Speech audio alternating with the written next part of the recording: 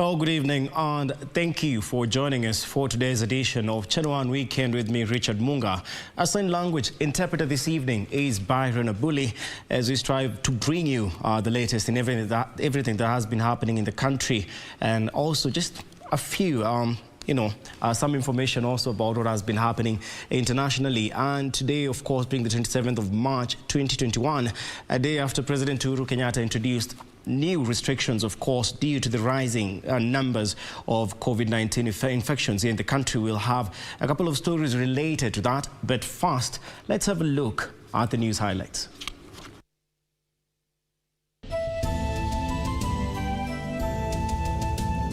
Cutting off the red zone, police mount roadblocks to stop movement into and from 5 red zone counties.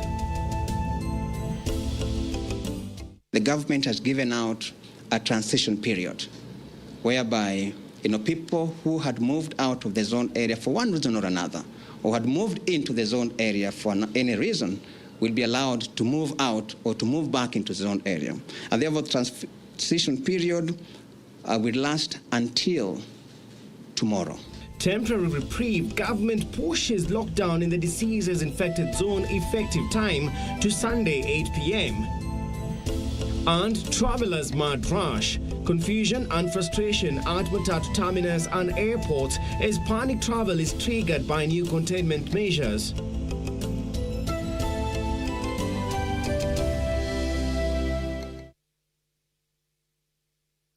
Oh, a reprieve indeed, after the government, of course, has extended the transition period for individuals who have been locked in or out of the 5 zoned areas of Nairobi, Nakuru, Machakos, Kiambu and Kajiado until Sunday the 28th of March 2021.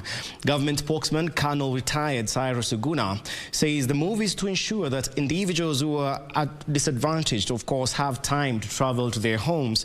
Oguna at the same time says that those who had bought SGR or airplane tickets will be allowed to use them between Saturday and Monday, the 29th of March by midday.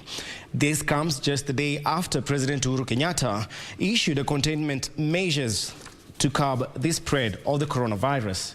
In and out of the zoned area. It is a relief, albeit short, to a section of Kenyans who are caught unawares after President Uhuru Kenyatta put 5 counties declared disease-infected zones on lockdown on Friday. Government spokesperson Cyrus Oguna says movement in and out of the zoned area, which include Nairobi, Machakos, Kajiado, Nakuru and Kiambu, has been eased until Sunday 8 p.m. This, according to Oguna, is to allow even students in universities and tertiary institutions affected by the new directive to travel home or transit the zoned area. It's not lost to us about the fact that there are many individuals who might have been caught unawares, who might have traveled out of the zoned area, who might have traveled inside into the zoned area. And therefore, in its wisdom, the government has given out a transition period. Therefore, if there is somebody who is in Eldoret and wishes to move to Nairobi, he should be here by tomorrow curfew time. Oguna at the same time says those who had bought SGR or airplane tickets will be allowed to use them between Saturday and next Monday, the 29th of March midday. There are also others who might have done some booking and asking them not to cancel those bookings. So when they get into the country beyond Monday, when domestic flights will have been suspended, they will be allowed to hire private planes upon a clearance by the Kenya Civil Aviation. Oguna says the roadblocks will be mounted as strategic positions to monitor movements in a bid to ensure all the containment measures are adhered to the latter. But movement will be restricted from all the surrounding counties into this zone. And therefore, there will be roadblocks that will be mounted and manned by the police to ensure that there is no movement in and out of the zoned area. Individuals who are issued with the passes will continue using them until Tuesday, when the new ones will be ready. Those seeking specialized treatment in the zoned areas will be needed to provide proof of a referral and a clearance from the nearest police commander. Timothy Kipnusu for Channel One News. Meanwhile, motorists and pedestrians had a hard time navigating through the various roadblocks erected to contain inter-county movement. Some were forced to go back for failing to produce essential passes. This was before the government made clarifications that the lockdown will take effect on Sunday at 8 p.m. Following the directives by President Uhuru Kenyatta on Friday locking down the counties of Nairobi, Kiambu, Kajiado, Nakuru and Machakos to contain the spread of COVID-19, enforcement officers erected roadblocks at various crossing points. These would translate to hours of agony for pedestrians and motorists just before the government extended the travel period to Sunday 8 p.m. in the affected counties.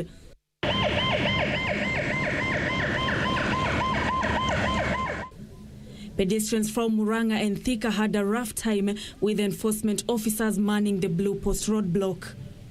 Some of the pedestrians saying they lived in either Kabati and Kenol in Munga but worked in Thika, thus having inconveniences when crossing the border. Tumetoka huko Watanga tunaenda kupanda huko Thika Gina, tumekataa sasa tukuja hapa saa 2. Changu sahihi hatija. Picha wamekataa tutupe kabisa turudi sabaka huko. Essential service providers were only allowed after producing credible passes. A similar situation was witnessed along the Nairobi-Nakuru highway, with travelers from Nakuru not allowed into Nairobi.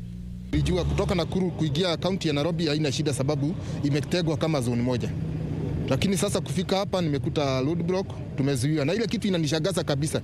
Zile gari zinakubaliwa kupita ni personal peke yake. Gari imekuja lakini tumepata challenges hapa kwa njia, gari ikizuiliwa mara juu ya curfew, lockdown ikafika. Na wakati tulifika hapa tukaambiwa tushike tufanyiwe search. Wakati tulishuka gari nayo ikangeuka karudi na mizigo yetu. Kwa matanga ilikuwa ni ukatize matanga saa hizo uanze kujua vile utarudi Nairobi, manake labda Nairobi ndio kwako, ndio kule uko kazi, vitu kama hivyo. Ulikuwa umeenda siku moja tu labda nyumbani. Challenge nyingine ni transport kama imekuwa ni elfu. It is a situation that prompted the police commander Karuri Ngungu to intervene and bring clarity with all public service vehicles required to adhere to all safety protocols. Meanwhile, in Kiambu, hours after President Uhuru Kenyatta announced new measures to contain the spread of COVID-19, Kenyans were in a rush to leave the area before to avoid the lockdown. Mimi ni dereva naenda baribari, sasa job yangu imefugwa, sasa naona bado nitarudi kwa nyumba. Pesa ndio hiyo, hakuna kitu mfuko, sasa narudi tu kukaa kwa nyumba. Saa hizi juu sasa ni kazi nitasimamisha juu saa hizi hata nyumba sina ya kulipa pesa. Na mashida kidogo na matumishi. Sasa kwa hivyo itanibidi nirudi nyumbani. Imebidi turudi maushago juu maisha sasa imerudi sasa tena kwenye ilikuwa. Maisha imekuwa ngumu tena sasa tumeona hivyo. These bar operators lamented closure of their businesses spells doom for their future. So we had not cleared the balances that we had when the first closure happened. Banks all on our toes because we had not cleared the loan plus the penalties. Everybody is on our toes. Now again we have been forced to close. Where do we go? While at Kapiti roadblock in Konza along the Nairobi-Mombasa highway, cargo vehicles were allowed through, but personal vehicles were checked for passes. Nancy Okware, Channel 1 News. Kenyans in their numbers thronged the Moi International, airport to secure a flight to Nairobi County before the cessation of movement ban took effect from midnight on last night. Following the president's directive to lock down Nairobi, Kiambu, Machakos, Kajiado and Nakuru counties, Kenyans were in a rush to leave the holiday city of Mombasa, heading out to various destinations. The Moi International Airport was a beehive of activities as Kenyans rushed to get an air ticket to leave Mombasa County. Long queues were witnessed at the Kenya Airways booking office. Oblivious of what was happening and the stress their parents were in to secure a ticket to Nairobi, the children played and enjoyed their time at the airport. Dorothy, a mother of 4, had just started her long weekend vacation at a beach resort in Mombasa County, but after the president's directive to lock down the 5 counties, she was among those who were ready to cut short their vacation and head back home to Nairobi. I was in Mombasa by 11 yesterday.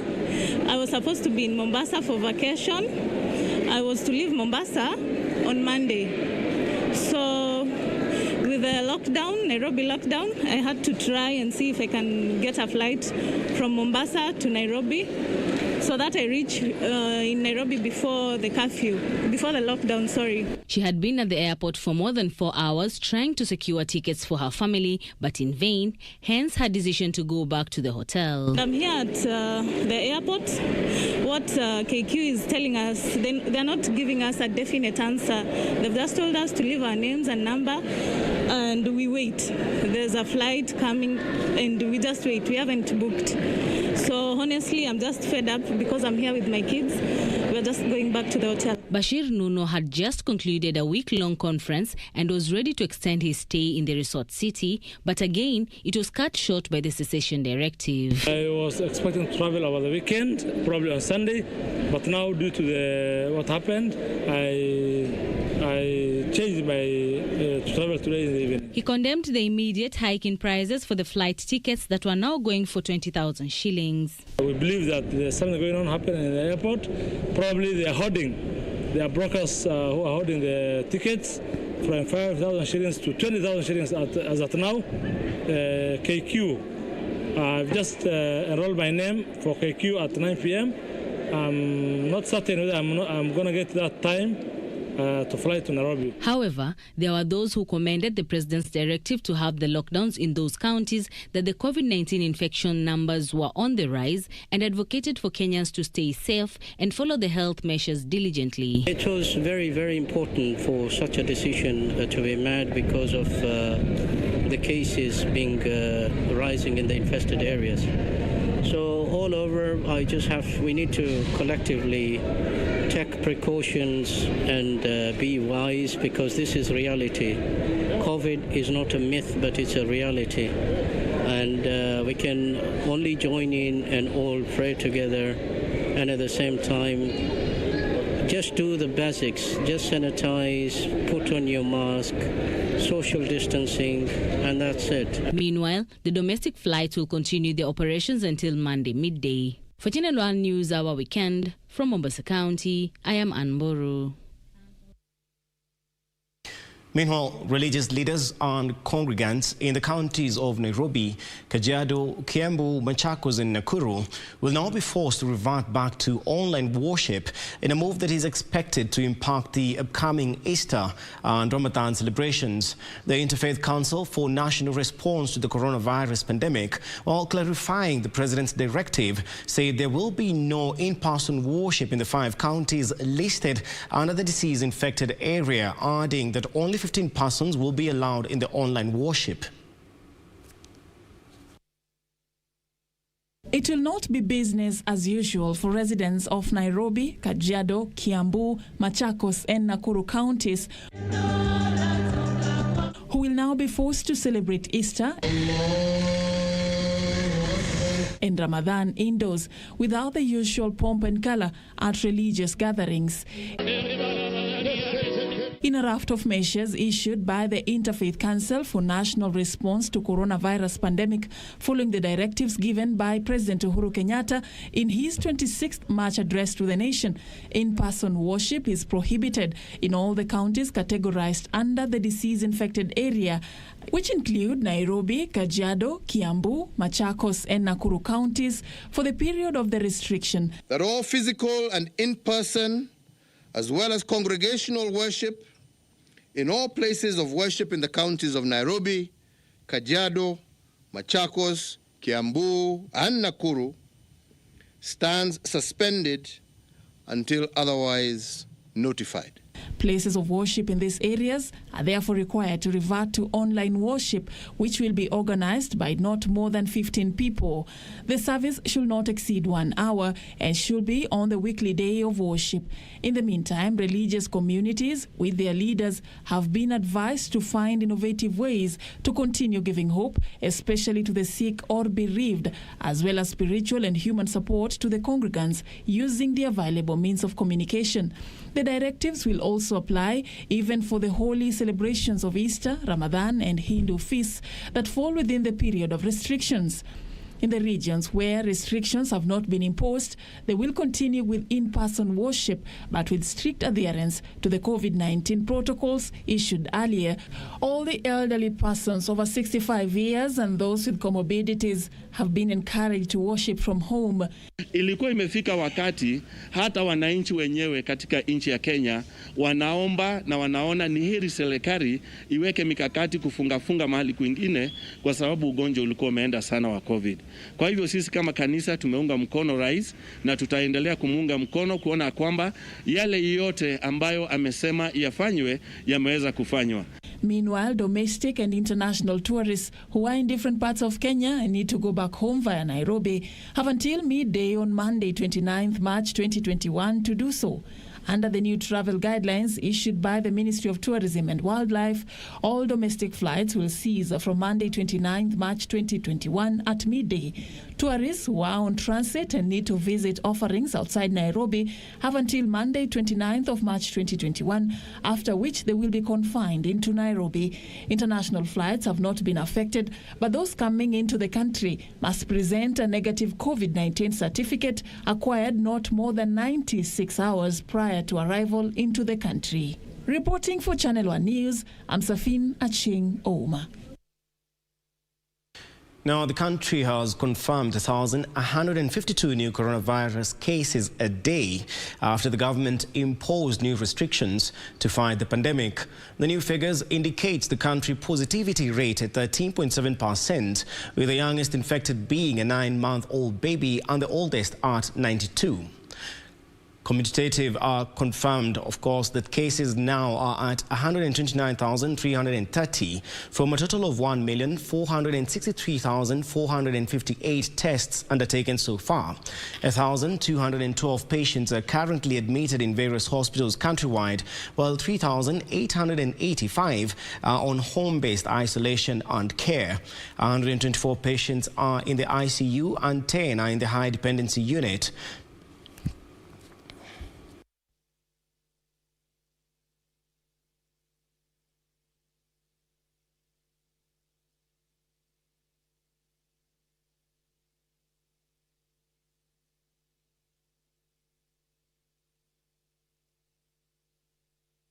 In other matters now, a mother is seeking the court's intervention to access her 3-year-old child who was taken away by her estranged lover, who is a British national, in December last year in a raging child custody court battle. The woman has been fighting with the minor's father over the custody and citizenship registration of the child. The father, a 67-year-old retired Scotland Yard officer, wants to register his child as a British citizen and secure him an Irish European Union passport. However, the mother declined to hand over the minor's passport, claiming that the father, being a British citizen, is likely to disappear with their son, adding that she is fearful harm may befall her son as he sustained injuries while in custody of the father. On December 16, 2020, Tononoka Children Court Resident Magistrate L.K. Sindani allowed the father to take away the son for 40 days until he travelled back to the UK. The magistrate also directed the mother to furnish the father with the son's birth certificate to enable him register the child as a British citizen and secure him an Irish European Union passport.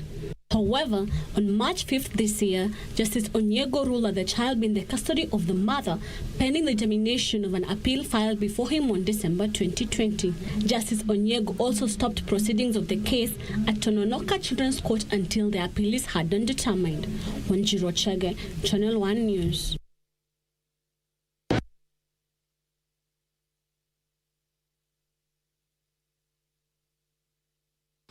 Also, more than 4,000 traders at Uhuru Market, Nairobi County, counting losses after their market stores were demolished at night during the curfew hours. According to traders, the demolition was executed after a private developer acquired ownership of the parcel of land, adding that they were not issued with a notice to vacate the market.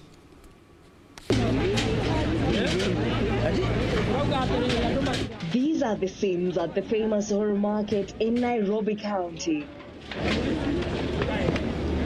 More than 4,000 traders woke up to find the stalls flattened, and on their place were several containers. Watu wakaleta containers. Surely, isi haki.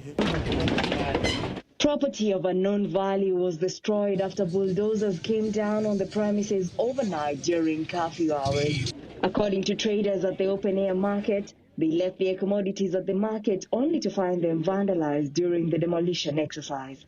Ya kwamba hawakupewa notice, wamekujaje usiku kupiga watu? Kama ni watu ukweli wana title na kuna curfew. Kama ukweli walikuwa na title genuine, mbona wakuji mchana? Wanapiga watu usiku. Watu waliweka hapa vitu usiku, wakaenda nyumbani, wamerudi asubuhi, wamepata vitu zimeenda, zingine zimeibiwa. So hii ni kuonyesha kwamba kuna ukora ndani ya hii maneno. The traders adding they have been conducting business at the market for over 30 years, alleging that a private developer recently acquired the market land.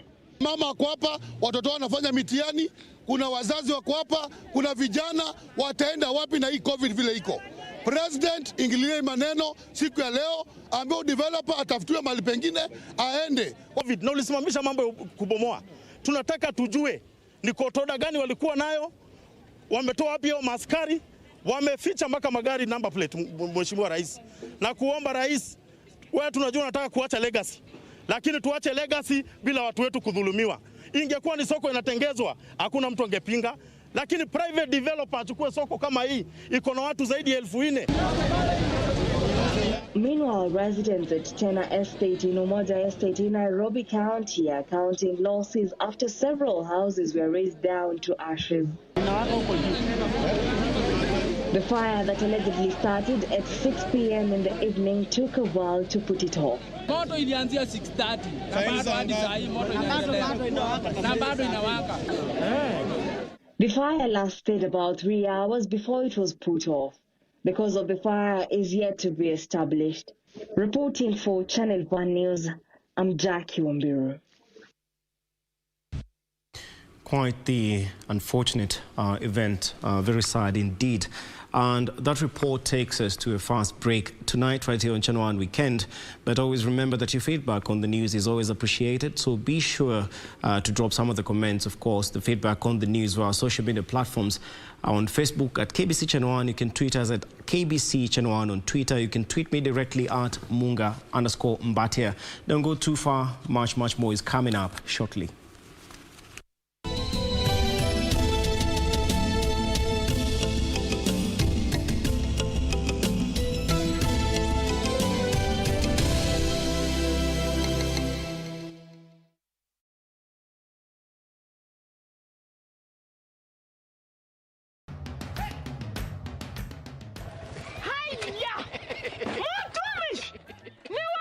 Ni mimi. Ulitoa pikipiki? Mlitani sitaomoka. Ni yako. Hii nduti ni yangu. Niliwahi pale Quickbit. Quickbit? Quickbit imekuja kusaidia wananchi kama sisi. Nilinunua 399 shillings. Juu nilikuwa the lowest unique bidder. 399 shillings. Quickbit shilingi moja unaweza nunua pizza. Shilingi 2 unaweza nunua micro. Shilingi 5 unaweza nunua hata gari. So tupeleke huko hata mtu aendi huko. Jiunga na Quickbit ni rahisi. Enda kwenye M-Pesa, bonyeza paybill kisha weka business number 4032353. Kwenye account weka kodi ya bidhaa unayotaka na bidi yako ya chini zaidi. Kwa mfano TV 16. Kisha weka shilingi 20 tu kama idadi yako. Weka bidi yako pia kwenye www.quickbit.co.ke. Kumbuka, bidi ya chini zaidi ya kipekee ndio hununua. Quickbit, bidhaa bora kwa bei ya chini. Next on. We just see you as a person who is not seeing, and sometimes people might not want to relate with you as much as they would maybe they think you are a beggar or something. And that's a very bad connotation. Okay, my child has been convulsing. I've been going to hospital and they tell me it's a convulsive disorder. So I was wondering what is the difference between epilepsy and a convulsive disorder. But today I've had the information, and at least today I know my child has epilepsy. 'Cause we're differently abled, differently. This weekend on KBC Channel 1. Samahani kaka, ningeomba tu nijue wewe ni nani katika hii familia. Kwa nini?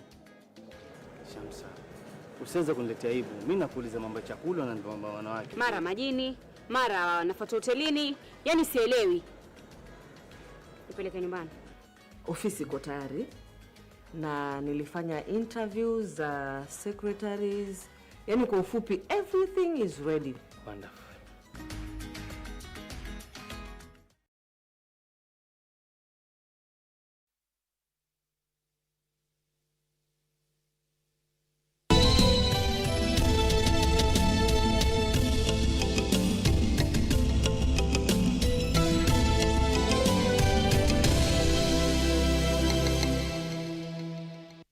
Welcome back. Now, the COVID-19 pandemic has hit the economy hard, with many Kenyans unable to provide for their families. James Kimondo, a single father of two, could not let the situation dampen their hope, and he teamed up with his sons in a tree nursery project, which he says not only provides for his family, but also allows his sons to be engaged, keeping them away from destructive behavior.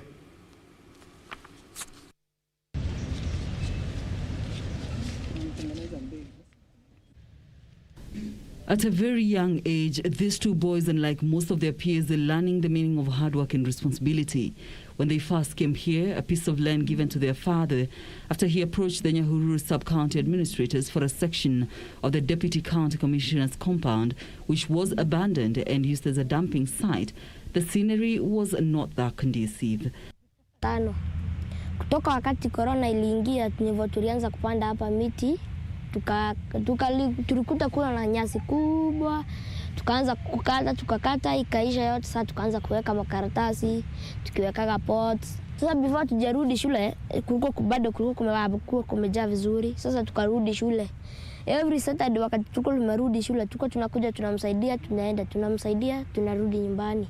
At 10 years of age, Grishon's Kamau's mastery of this trade can put many adults to shame. Tunachukua hizi nylon papers, tunaweka chini na tunaweka mchanga, tunaweka tile na alafu tukiweka tile tunaweka mchanga ndani. Baada tunamanyua, tunachukua tunachanganyisha yote. Tunaweka sasa mbegu, alafu tunaweka hii sandwich ya kujenga nyumba juu. Ukishaweka sasa iko na joto na unamwagilia maji yote. Ati wenye yote ikikuwa na baridi ndani iko na joto inazamia. He also expertly shows how the seedlings are planted. Tunachukuanga maji unamwagilia pote hivyo round. Unamwagilia. Sasa ukishamalizia kumwagilia sasa unaanza kupanda miti. Na ukipanda lazima udunge shimo, pakuwe na shimo yenye inaweza teremka mpaka chini. Mizizi mizizi itakuwa huku chini, inaweza tafuta place ya kwenda. Na si kila mti inatafutia nini shimo kubwa. Yote inakuanga size moja ya shimo, unaweka mti ndani unafunga. His brother, who is 9, has not been left behind either. Tunaendea nyanya soko, tunakuja tunaziosha. Ukiziosha unaziweka hapo alafu unazirudia tena. Zikitokea tu mbegu unaweka juu ya gunia. Zikikauka unaenda unamwaga kwa tuta kama zile zimemwagwa pale. Unamwaga hapo unafunika juu. Zinamea. Sasa zikimea huwa zinatoa matunda. They say they are always excited to help their father work on the tree nursery, especially now that the schools are closed. His father, James Kimondo, says his wife's death was devastating, but he had to soldier on and find a way to fend for his family. He, however, is grateful for the opportunity given to him by the Nyahururu sub-county administration, saying the project has been of great help for him and his sons. Hata mimi naona afadhali wakati wako nje na mambo itakuwa ingine. Sasa naona afadhali tukae na wao hapa, na wakati wanakaa hapa mimi naona ni mzuri, kwa sababu kuna kitu wanafanyanga, kuna kitu wanaelewa, kwa sababu wanasema hata mimi nikiwacha hii kazi ama nikuwe siko, watafanya hii kazi. At the nursery, they grow commercial and indigenous trees with an inclination towards fruit trees that are on demand. He said that he opted to incorporate his children in the trade as a way of keeping them busy as he monitors their daily activities. Caroline Kamar reporting for Channel 1 News. Police in Rongo sub-county are holding a middle-aged woman for allegedly stabbing and killing her stepson at Kuna village, Migori County. Joyce Achieng Omolo is said to have committed the crime following a bitter exchange with her stepson. The deceased, Alfonso Mundi, is a Form 3 student at Kameji Secondary School. Baringo Police Commandant Robinson Diwa said that the deceased was a 60-year-old man and those injured included a woman and a child. Locals led by Area Member of Parliament Charles. A land dispute in Kuna village, Rongo sub-county has ended with the death of a Form 3 student after his stepmother, Joyce Achieng, stabbed him several times with a kitchen knife. The domestic row began after the suspect had accused her co-wife of inappropriately encroaching on her land before the deceased came in to intervene where he met his death. Elsewhere, a bizarre incident in Mwirutu village in Laikipia Central has left residents in shock following the discovery of the body of 66-year-old Henry Maina in a shallow grave near his home. According to Area Chief Patrick Mahinda, the suspect, a 40-year-old man who is also the son of the deceased, did not report the disappearance of his father, which caused concern among the neighbors. Kitu saa 3 nilipigiwa simu na madam moja akiniambia kwamba kuna mzee ambaye alikuwa amepotea kwa muda wa wiki mbili. Ilijulikana kuna dada moja wao wa huyo kijana alikuja kwa boma, akanotice ya kwamba kuna shimo ambayo huwa wanatupa takataka na lilikuwa limerudishwa mchanga. So ndipo aliambia maafisa pale na wakakuja hapo nyumbani na kufukua, ndipo walipata mwili. The body was exhumed and moved to Nanyuki Teaching and Referral Hospital mortuary as the suspect, who is currently being held at Nanyuki Police Station, awaits trial. Kuna misimba bidi hapa na tujamuona mpaka tukaulizana hii mzee anaweza kuwa wapi, lakini sababu ni mzee wa marodi, tukaona watu wa marodi ni watu wa masafa.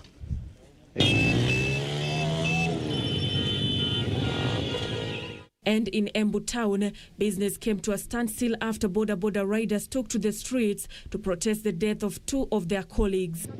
Kuna ripoti imetufikia Kameo, kuna mtu mmoja wetu aliuliwa asubuhi, na kukaa kama 2 hours tukasikia mwingine ameonekana hapo next. Security zimekuwa juu sana hapa Embu town.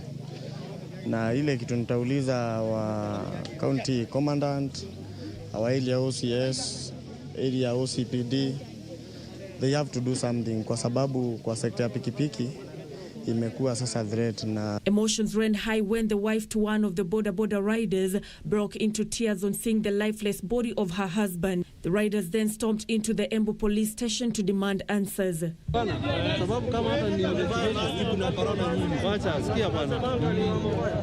Deputy OCS at Embu police station called for calm, saying the police would leave no stones unturned until the murders are solved. Now let's have a look at the latest news in the counties, whereby residents of Makutani area in Baringo South are calling on the government to reinstate the National Police reservists to tame the rising cases of insecurity in the area. Their call comes as one person was killed and 2 others injured in a fresh bandit attack in the area, only 2 days after a peace meeting chaired by Rift Valley Regional Commissioner George Natembeya. Baringo Police Commandant Robinson Diwa said that the deceased was a 60-year-old man and those injured included a woman and a child. Locals led by Area Member of Parliament Charles Kamuren expressed reservations over the decision by the government to halt the security operation in the area for 30 days, terming the move as misinformed. Askari wetu wameanzisha uchunguzi kuweza kubaini ni kitu gani kilisababisha mpaka hiyo mauaji yakatendeka. Sasa nataka niombe serikali, hii mabunduki ambayo raia wanayo mikononi mwao, serikali hamwezi shindwa kuchukua hiyo mabunduki kwa nguvu. Na kwa nini mnapembelezana na mkorovi? Kama mtu anaye bunduki na naua watu, yani mnapembeleza waue wangapi? In the meantime, police in Nanyuki have impounded over 800 liters of molasses used to brew illicit liquor in one homestead in Likki slums. Nturukuma location chief Joseph Lopeyok said police also nabbed 70 liters of illicit brew hidden in underground bunkers in the same house. Hata kushika pombe lita 75 ya chang'aa na kangara lita 830. Kwa juzi tarehe 11 tulikuwa tumemshika, akapelekwa kotini na akapigwa fine ya 30,000. Tumeona amezoea na imekuwa ni mtindo, na hii pombe imekuwa ikichangia uchumi kuzorota katika eneo hii.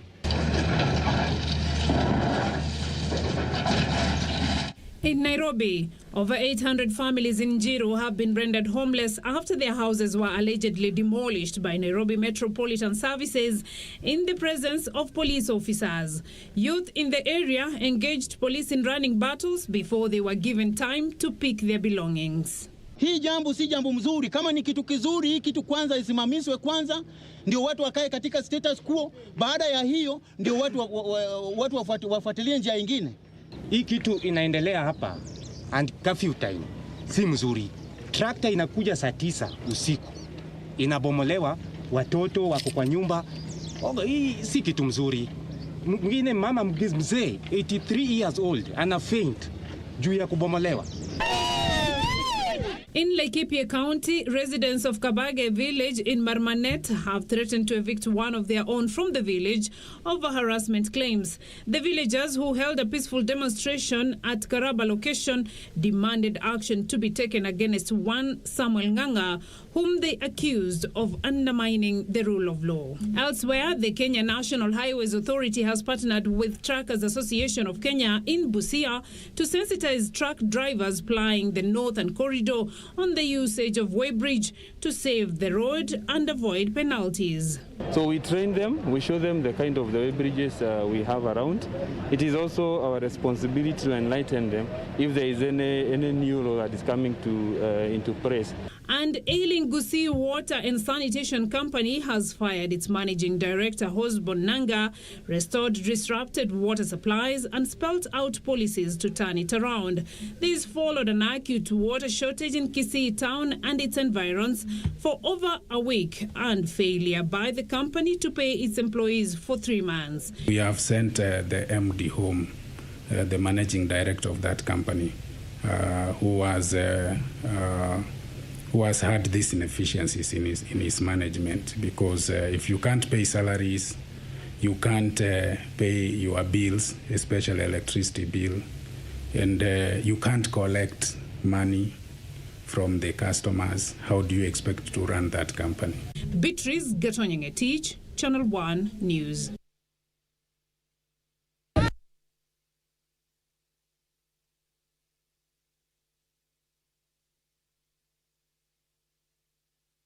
Now, Kenya is among countries in Africa leading in the war against female genital mutilation. The Anti-FGM Act of 2011, enshrined in the Kenyan Constitution, outlines heavy penalties for the perpetrators of the act. Despite these measures, FGM is still being practiced in some communities, posing even more danger to girls and women.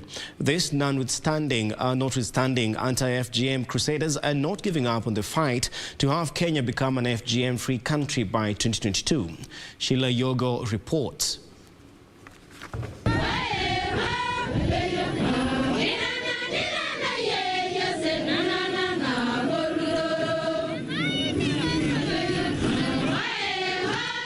The war on female genital mutilation in Kenya continues to face challenges. According according to Sessional Paper Number 3 of 2019 on National Policy for the Eradication of Female Genital Mutilation. Due to enhanced law enforcement, practicing communities have reacted with a change of tact to conceal the practice. Cultural celebrations during the outlawed practice are no longer carried out. The practice is now a private family affair. Anti-FGM crusaders are concerned by the trend. Agnes Pareyo, a survivor of female genital mutilation, runs Tasaru Ntomonok Rescue Center, a safe house for girls running away from FGM and child marriage in Narok County.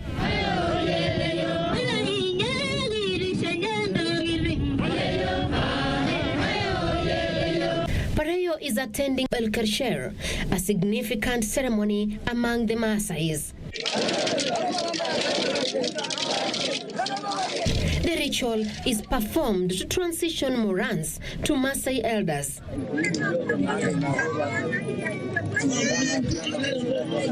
While speeches are traditionally a preserve of men, this time a female voice is heard. Na hii Manyata hapa ndio mila yote iko. Kwa sababu hawa wana serikali yao, wana viongozi wao, na hapa ndio huwa wanakata kauli. Na tumekuja kujumuika na wao, tumekuja kuwatembelea kwa sababu hawa tunataka kuwafundisha kwamba kuna mila ambayo ni mzuri na kuna mila ambayo ni mbaya. Kwa sababu ile mila inaumiza watu wetu, tunasema ni mbaya. Na ile mila mzuri ya kushirikiana, ya kupendana, ya kujuana ni kitu mzuri ambayo tunataka kuhimiza ili tupate kuwa Wamasai kama vile Mungu alituumba.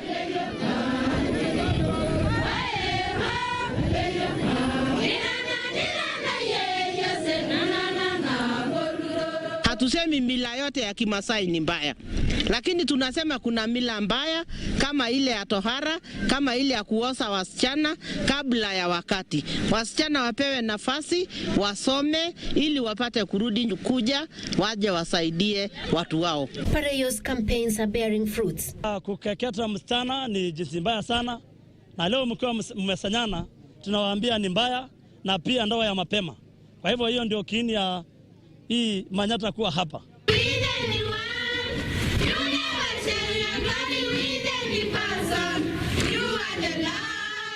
The FGM survivors at Tasaru Rescue Center are also championing an end to the outlawed practice. I am a warrior.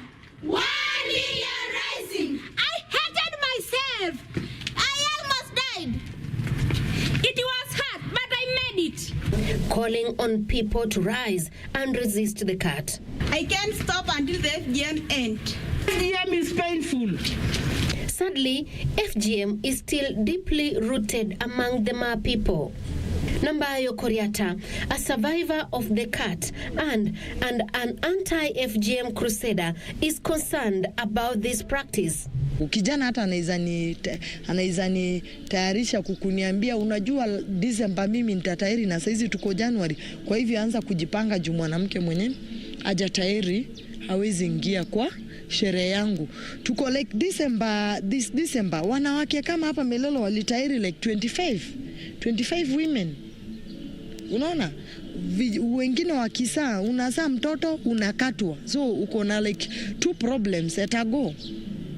So kutakol ni ngumu. She is calling on fellow human rights defenders to be more proactive in the war that has taken decades to be won.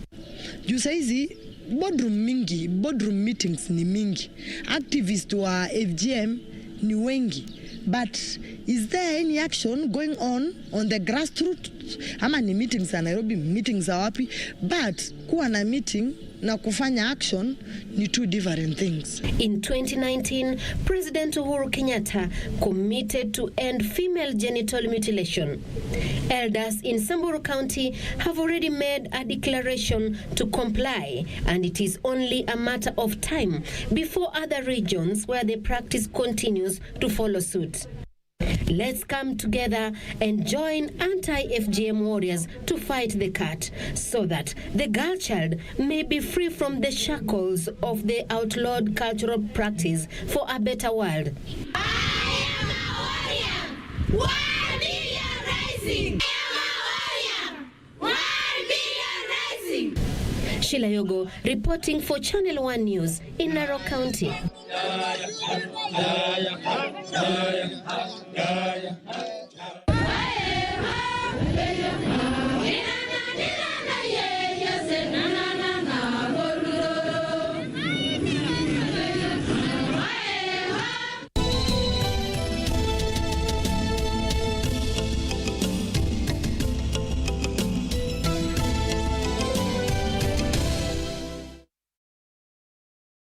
To get Matthew chapter 7 verse 7 as you skiza tune, dial star 811 star 817 hash. Matthew 7:7. Ask and it shall be given to you. Seek and you will find. Knock and it shall be opened to you. For everyone who asks receives, and he who seeks finds, and to him who knocks the door is opened for him. To get skiza tune, dial star 811 star 817 hash. Star 811 star 817 hash.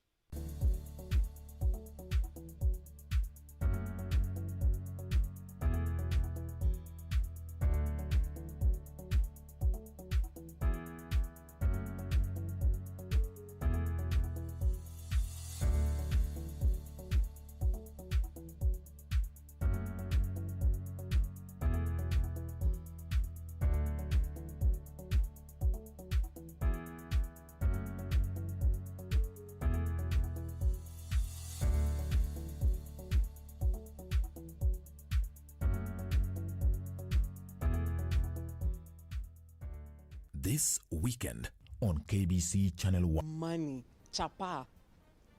That money subject is really important, and it's making a lot of dada sweat every night. What does that mean? It was almost there, not there. It was still, we could afford what we needed, but we couldn't really afford what we want. So it was almost scarce. Money is both a means of and also a concept. It's a concept in the sense that when you get to understand that saving is a discipline. It does not talk about whether it should be 1,000 shillings or 100 shillings or 10 bob. The people have challenges for the year. When it gets tough or when it gets really, really tough, I'm still able to be, you know what, let me keep going. I still have that moment of, oh God, what am I doing? Why didn't I take another path?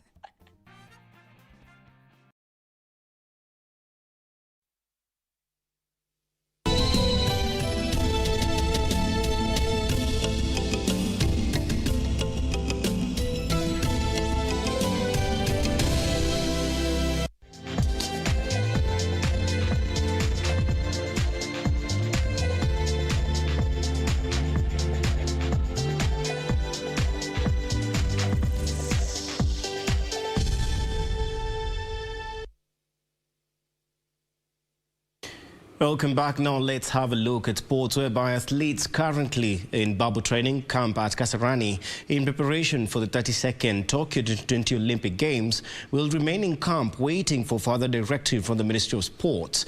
According to Team Kenya General Manager Barnabas Kurir, Athletics Kenya is consulting with the Ministry of Sports to advise on the way forward following President Uhuru Kenyatta's directive yesterday of suspending all sporting activities in the country.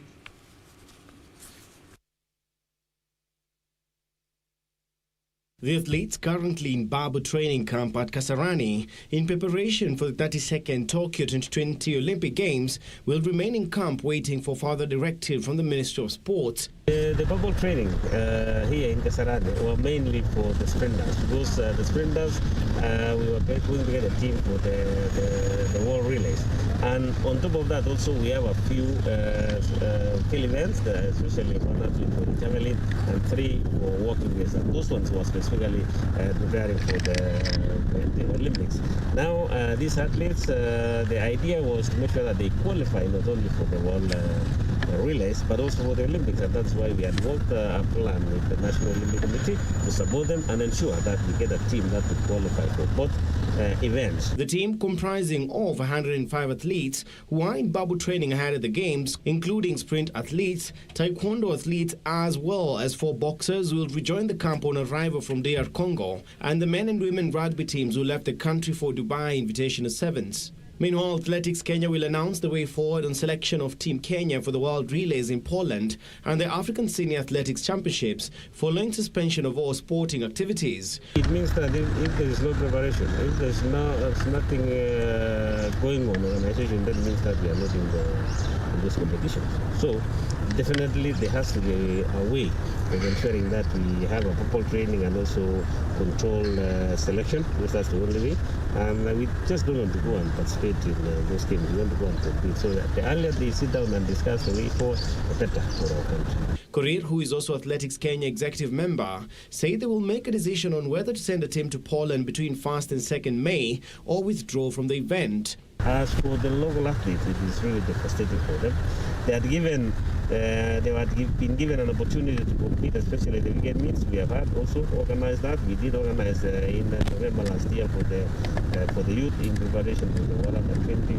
And now everything is gone in smoke, and we want to see now what is the best way. We are also having the World Under 20 preparation that will be taking place in August. Now everything is in limbo. As time goes, we will know exactly what we need to do.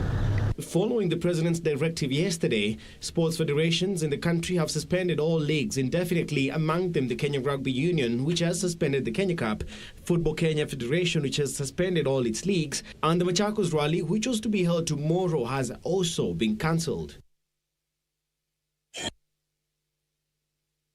And Athletics Kenya has become the latest of, most of the federations that have suspended all sporting activities, following the directive yesterday by the president.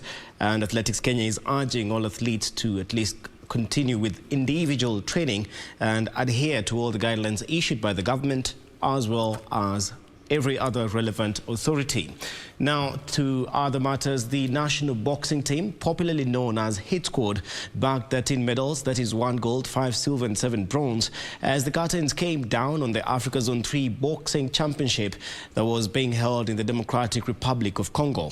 Hit Squad used the championship to prepare for Tokyo Olympic Games and also to gauge the potential of emerging boxers. The athletes currently in Babu training camp at Kasarani in preparation for the 32nd Tokyo 2020 Olympic Games will remain in camp waiting for further directive from the Ministry of Sports. The bubble training here in Kasarani were mainly for the sprinters, because the sprinters we were going to get a team for the world relays. And on top of that also we have a few field events, especially 1 athlete for the javelin and 3 for walking race. And those ones were specifically preparing for the Olympics. It's the wrong story. Now, these athletes, the idea was to make sure that they qualify not only for the world relays but also for the Olympics, and that's why we had worked a plan with the National Olympic Committee to support them and ensure that we get a team that will qualify for both events. The team of athletes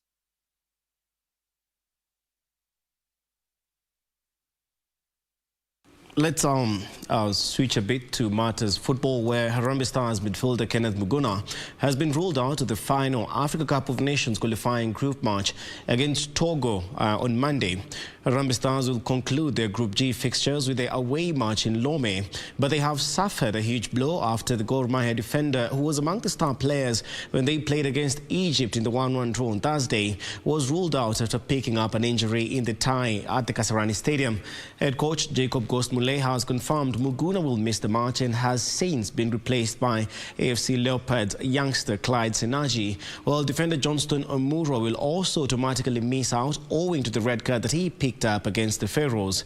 The national team will leave the country, of course, it has left the country earlier today in preparation for that match.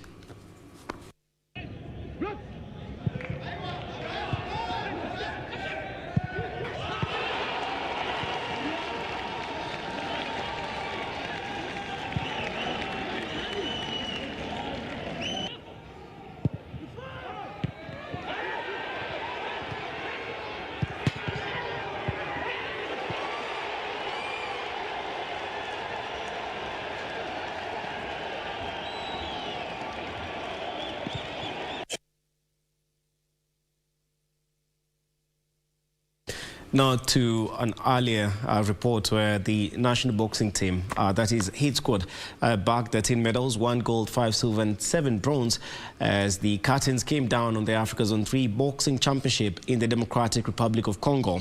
Hit Squad was using the championship to prepare for Tokyo Olympic Games and also gauge the potential of all emerging boxers.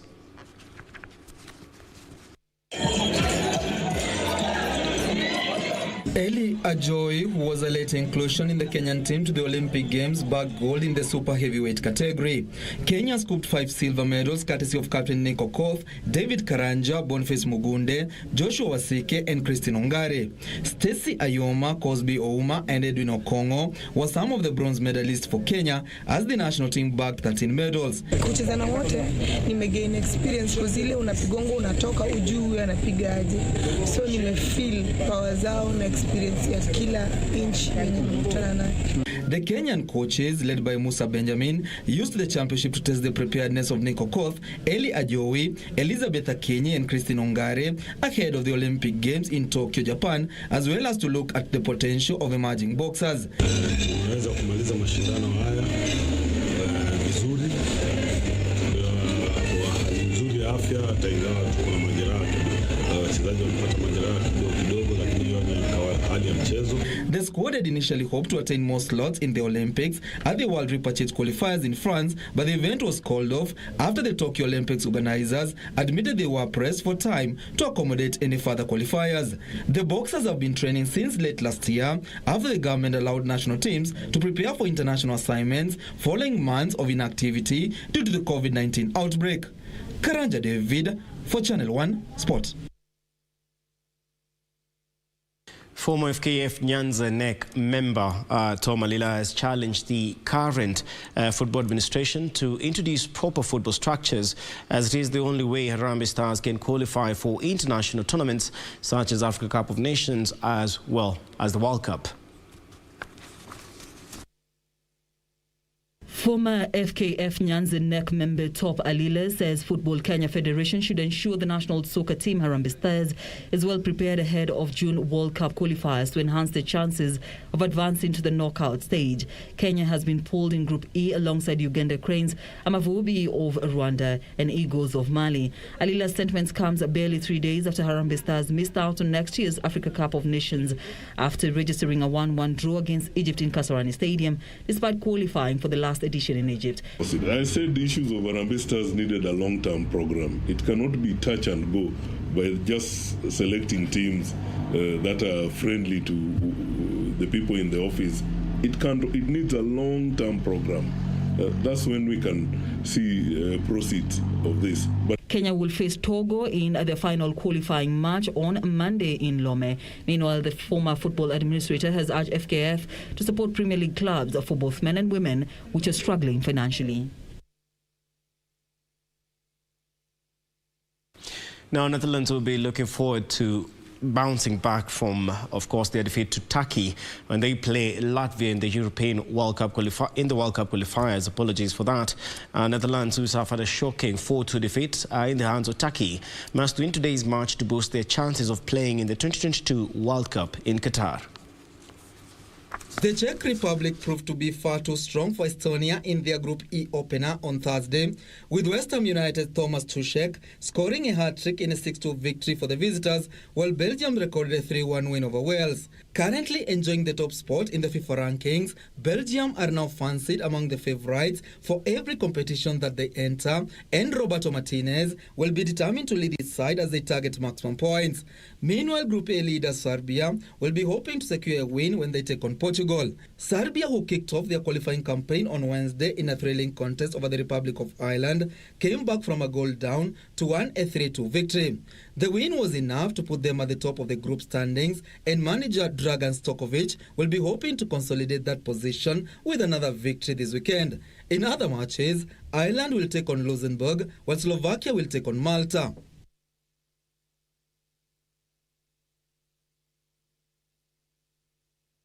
Meanwhile, Wales were crowned Six Nations champions after Scotland claimed a stunning 27-23 win over France. 14 months, Scotland snatched their first victory in Paris since 1999 to wreck France's title hopes. Wales had been forced to wait an extra 6 days to discover their fate in this year's tournament after Saturday's last gasp 32-30 defeat to France.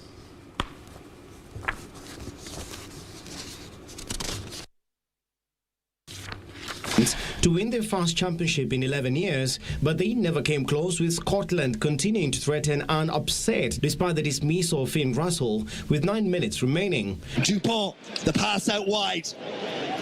They're going to get back in, and it's there for Dula. They're in. Peno drew. This variation from Scotland, really good. Cherry is in. With the clock red and France leading by 3 points, Bryce Darlane opted to keep the ball in play but then conceded a penalty, and Scottish pressure eventually told as Dahan crossed for his second try of the game in the 84th minute. Scotland continue. They're a metre short now. Price. Hastings. They're going to do it, are they? Van der Merwe. Yes! At times have been outstanding. Performances have been very, very good as well. And we're probably going to be kicking ourselves in the foot after the couple of losses that we've had. But look, we're not going to get too carried away. We're going to enjoy this moment and start building towards something memorable. They've came here in a bit of adversity with not our full squad. We had an injury to one of our starters on Wednesday with a yellow card, a red card. Went to come back against a very, very good side. And they showed courage, effort, togetherness and skill to win. So a great end to a really promising season for us. It is the sixth title of the Six Nations era for Wales, a second in 3 years, an impressive feat for a side that came into the campaign as distinct underdogs after an underwhelming season last year where they finished 5th.